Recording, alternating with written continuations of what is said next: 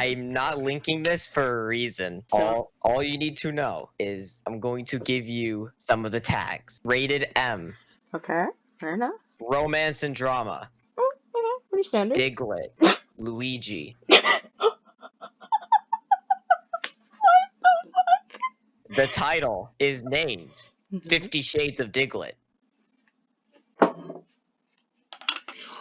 This is why I make YouTube videos, kids. You don't need to read them. Who needs to read them when you can have your local guy just read them? I read this like a while ago. It is the most beautiful thing. Oh my god. My parents might think I need to go to the mental ward. Mine probably do already. Anyway, the first paragraph is Mhm. going to set the entire scene. The skin of a Diglett was smooth and brown and felt almost exactly like Louis. Well, fuck, I messed it up already. Your son's already here. Hey. Hi, son. Should I give him the tags? Just tags. Don't tell him the title. Yeah, I won't tell him the title. You ready? Say something if you are ready. Oh, he's typing. He's typing. He Who's said, typing? "Hello, Dad. I am ready." All right, you're not ready. It is rated M. It is a romance and drama. It stars Diglett and Luigi. Oh, is he typing? Go on. This already sounds horrible. Let's go. Right, now it's time for me to actually read this correctly. Yes. Sensual narrator voice. The skin of a Diglett was smooth and brown and felt almost exactly like soft human skin beneath the touch of Luigi's hand. But of course, there was nothing about Diglett that was human. He was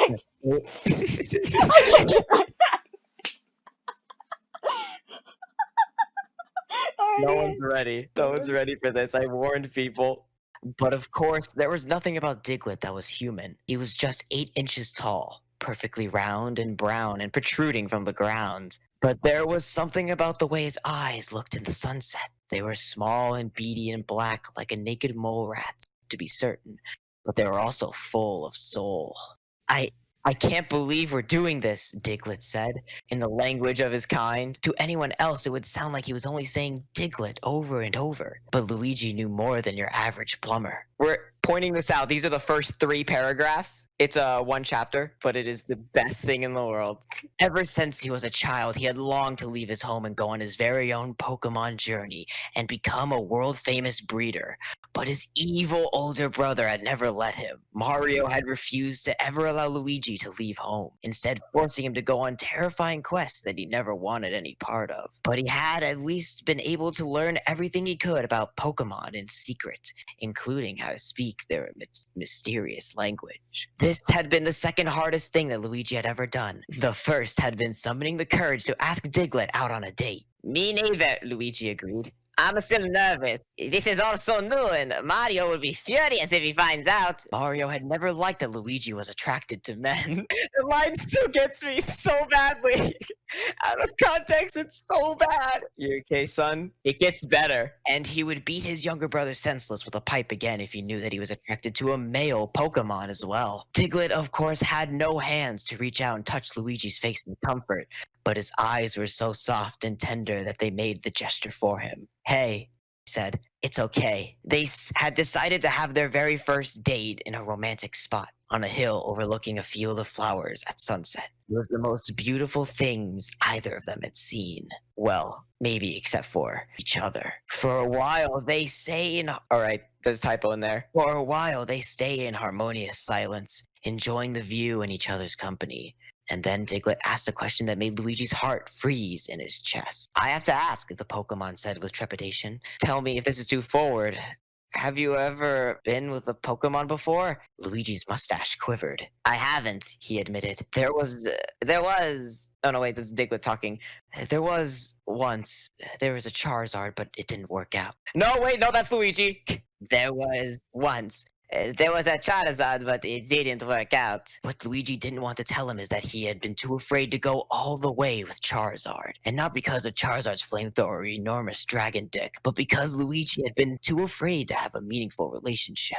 But Diglett misunderstood. Oh, he said softly with a sigh going through his pink little nose. I understand. Not many people want to be getting intimate with an 8-inch tall person or with no limbs or mouth to speak of. I understand it, Luigi. No, Luigi protested with horror. No, Diglett, no, of course not. I would never want you to think anything like that. And never think that I only like you in a sexual way, because that connection I feel to you is so much more important than that. I wouldn't care if we never had sex, because you mean so much more than that to me.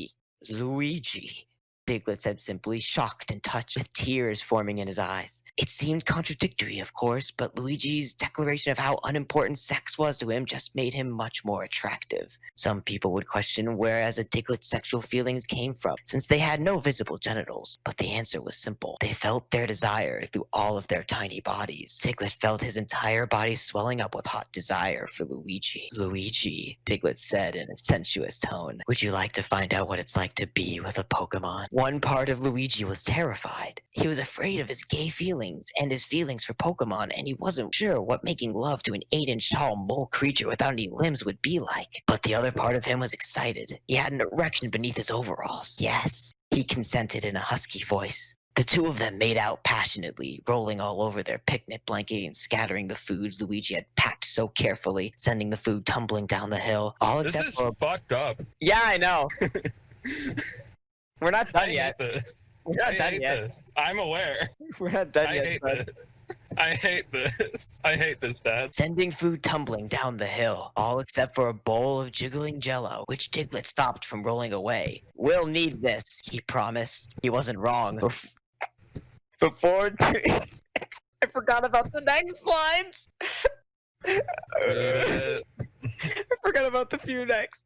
Just wait for it. He wasn't wrong. Before too long, Luigi was sprawled across the checkered picnic blanket with his puckered butthole stuck up in the air, ripe for a rock smashing. Diglett's small body, which had grown larger with the power of his Luigi lust, was slathered up with the jello to make himself more slippery and ideal for penetrating. Luigi screamed out as Diglett entered him. Pizzeria! Diglett began thrusting in and out with the speed of 1,000 jolteons, and both he and Luigi shuddered with static ecstasy. Luigi felt himself getting closer and closer to a shining rainbow of orgasmic pleasure, but suddenly Diglett gave a little gasp. Oh no, Luigi, I'm going to come soon.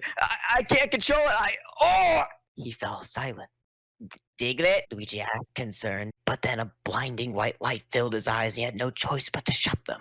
When the light faded, something was different. Where there had been just one Diglett was not even a foot tall. Now there were 3 Dugtrios, each over 2 feet tall and glistening with the aura of being newly evolved. Dugtrio! Luigi exclaimed, mystified. In all of his years studying up the way of Pokemon in secret, he had never seen one evolve up close. Luigi, Dugtrio said, in an echoing, powerful voice spoken from all 3 heads. This is a miracle. I hadn't thought that I would be able to evolve anytime soon, but force of our love had let me have such a powerful orgasm that I evolved right in the middle of it. I could never thank you enough. Luigi met all 6 of Dugtrio's eyes, and then their passion resumed. Not many trainers knew it, but evolution filled all Pokemon with abundance of sexual energy, prowess, and endurance. With his 2 new heads, there was now a part of Dugtrio for every orifice. Luigi's butt, his mouth, and his DNA rifle. Finally, the 2 of them had fallen back into the soft grass and fallen to a peaceful, naked sleep, exhausted from so many synchronized orgasms. It was the single most blissful day for either of their long lives, but their happiness— Fuck, that was the phone!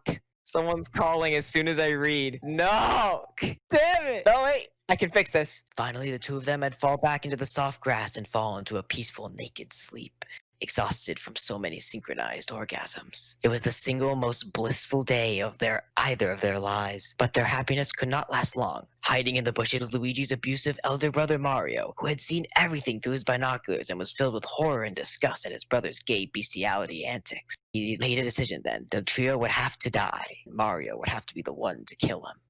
That's it. The title of this fic is named 50 Shades of Diglett. I'm not reading it again because Jules here. I'm not reading it again.